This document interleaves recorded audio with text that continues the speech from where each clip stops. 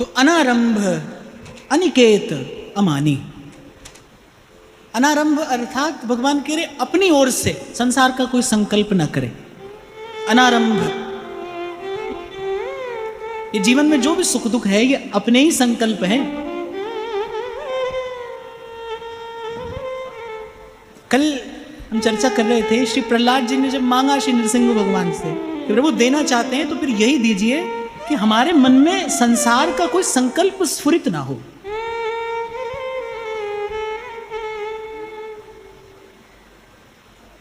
मे मना शिव संकल्पमस्तु, भगवती श्रुति कहती संसार का संकल्प अपनी ओर से कोई आरंभ नहीं करना है भाई। अनारंभ,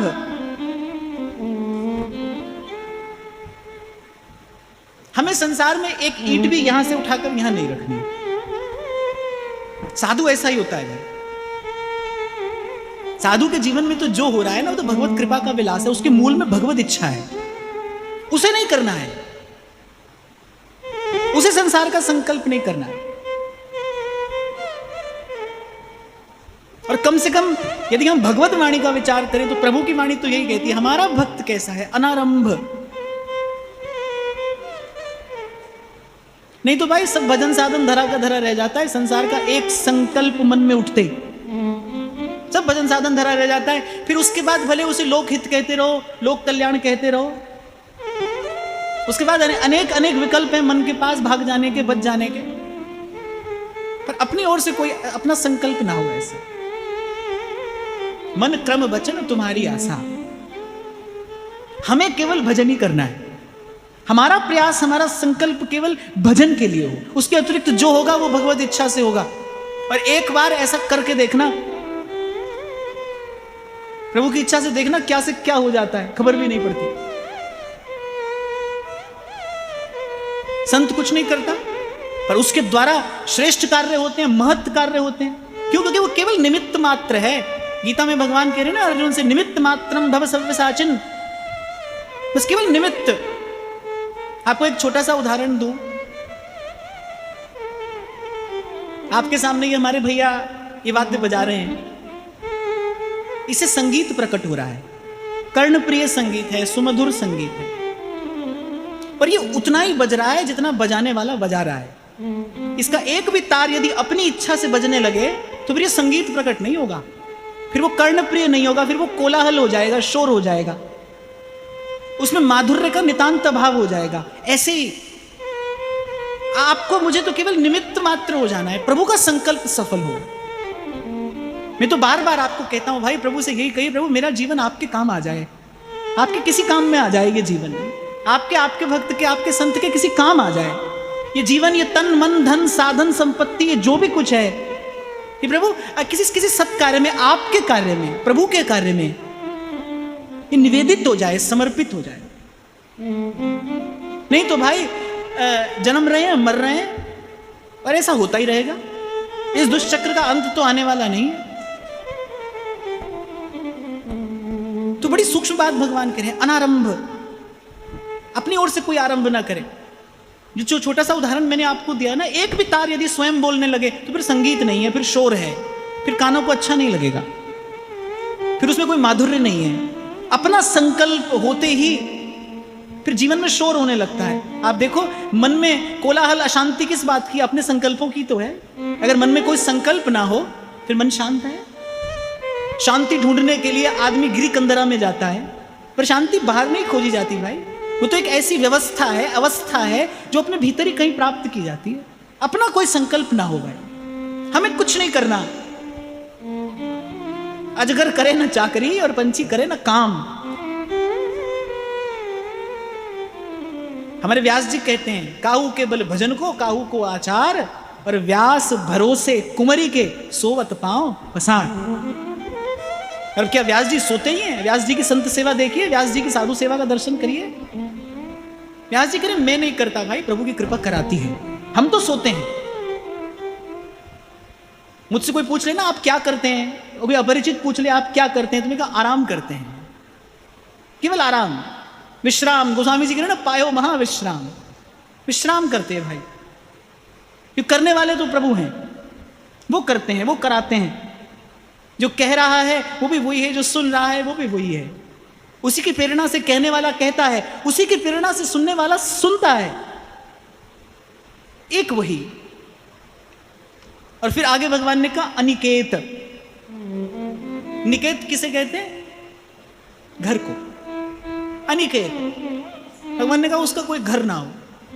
अब ठाकुर जी से पूछो कहां रहे हैं, तो ठाकुर जी ने कहा उसका घर ना हो, हमारे घर में रहिए।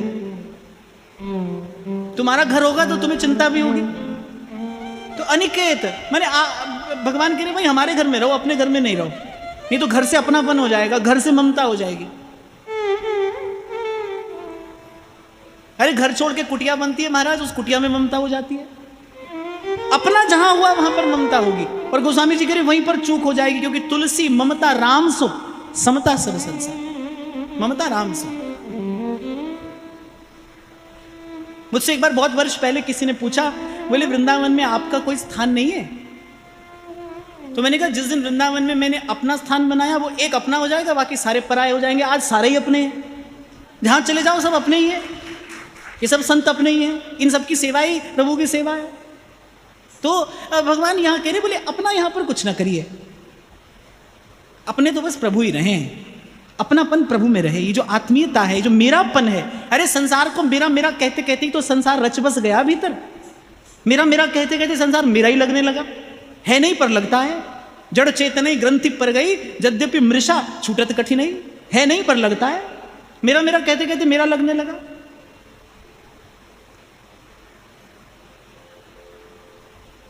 तो अनारंभ अनिकेत, भगवान कह रहे भाई जहां रहो हमारे घर में रहो, जो है वो प्रभु का घर है। फिर अमानी, और भगवान कह रहे भाई उसे उसे स्वयं के लिए सम्मान नहीं चाहिए, वो तो सम्मान बांटता है। आप देखिए ये गुण प्रभु में है, प्रभु देते हैं, सबको सम्मान देते हैं। जिसको कोई नहीं देता उसको भी प्रभु सम्मान देते हैं। एहे दरबार दीन को आदर, दीन का सम्मान प्रभु करते हैं। और मैं तो यहां तक कहता हूं भाई, जीव का वास्तविक सम्मान प्रभु के दरबार में ही होता है, वहीं होता है। ये गुण संचय करना चाहिए जीवन में। अमानी, सम्मान दीजिए। चिढ़ते कुड़ते रहते हैं कई लोग जीवन भर, हमको कोई सम्मान नहीं देता, हमें कोई सम्मान नहीं देता। अपनी व्यवस्था करते हैं वो सम्मान पाने के लिए, अपने साथ हमेशा 100-200 आदमी की फौज रखते हैं। ऐसा आसन हो, ऐसी व्यवस्था हो। आप सम्मान बांटिए, आप सम्मान दीजिए, प्रकृति का कण कण आपको सम्मानित करेगा, कण कण आपको सम्मानित करेगा। तो भगवान कह रहे भाई कुछ लक्षण है जो हमारे भक्त में होते हैं। अनारंभ अनिकेत अमानी। एक और छोटी सी बात मैं यहां पर कहना चाहूंगा, कौन हो सकता है अमानी? जिसका हृदय तृप्त हो गया है वो अमानी होगा, वो सम्मान देगा। जो भीतर से तृप्त हो गया है, और तृप्त भगवत भजन के अतिरिक्त किसी भी विधि से हुआ नहीं जा सकता। यह लब्धवा पुमान अमृतो भवति सिद्धो भवति तृप्तो भवति। और अनघ पवित्र जीवन,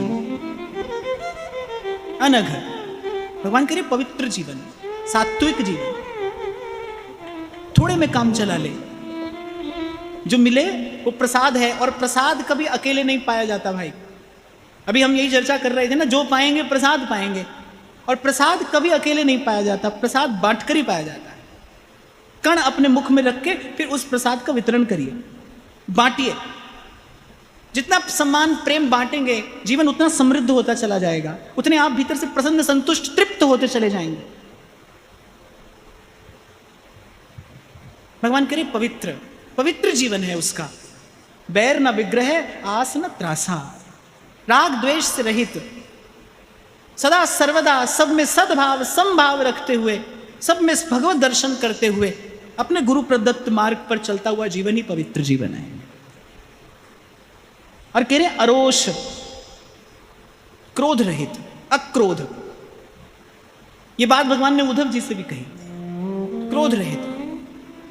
क्योंकि काम क्रोध मद लोभ सब नाथ नरक के पंथ।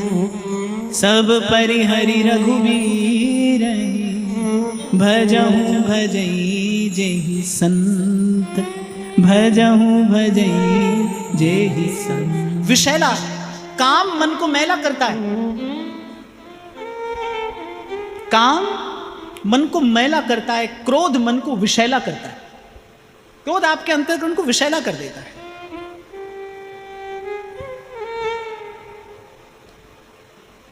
तो भगवान कह रहे अरोष, अनघ अरोष पवित्र जीवन, क्रोध रहित जीवन माने शांत। शांति कहां से आती है? जब ये जान लिया जाता है कि इस सृष्टि में होने वाली प्रत्येक घटना के मूल में कोई व्यक्ति नहीं है, कोई स्थिति परिस्थिति नहीं है, कोई और कारण नहीं है, भगवत इच्छा है, तभी जीवन में शांति आती है, तभी जीवन में शांति स्थिर होती है। जो हो रहा है वो भगवत इच्छा से हो रहा है। और फिर भगवान कह रहे दक्ष विज्ञानी। ये जो बात मैं आपको अभी कह रहा हूं, ये दक्ष व्यक्ति ही जानता है, विज्ञानी ही जानता है। पर ये दक्षता और ये ज्ञान ये कहां से आता है? ये आता है संत चरणों से। ये प्राप्त होता है गुरु की सन्निधि से। इसीलिए आपको मैंने पूर्व भी कहा, फिर अब दोबारा दोहरा रहा हूं, भगवान बात कोई भी कह रहे हैं, लेकिन उस बात के मूल में क्या है? सत्संगति है। ये जो उद्बोधन है, ये जो भी भगवान ने कहा है, ये केवल और केवल सत्संगति की महिमा प्रतिष्ठित करने के लिए कहा है। सत्संगति,